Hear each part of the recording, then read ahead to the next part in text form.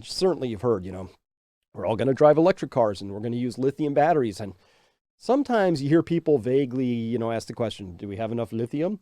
But let's go beyond that. Let's imagine that we had thought peak oil, this thing is a really big deal, and we have to get away from fossil fuels. And you know what we're going to do? We're going to start using alternative energy, clean energy. That's a great story. In fact, you can read that story every single day in dozens of different journals, and you can see it on TV. It's a very common story. We're going to move to clean energy. The problem is when you actually understand what it takes to set one of these systems up. What do we mean clean energy? Well, we mean these things called solar panels, nice aluminum frame.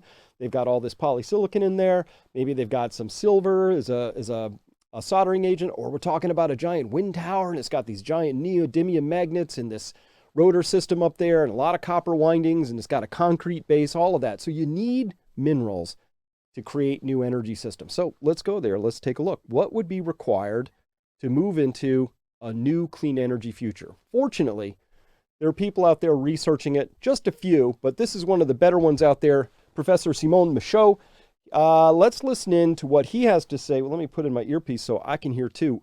Listen in to what he has to say about what it would take to move to the first generation alternative/clean energy to get away from fossil fuels. Here's what he says. Then it all is summed together. So everything we need is summed together per metal, and that gives us this column here. Total metal required to produce one generation of technology units to phase out fossil fuels. And so that we've got these numbers here. The next column is global metal production as it was from mining in 2019. So this is all from the USGS and the BGR. The final column is how many years of production at the 2019 rate would be needed to hit the actual volumes needed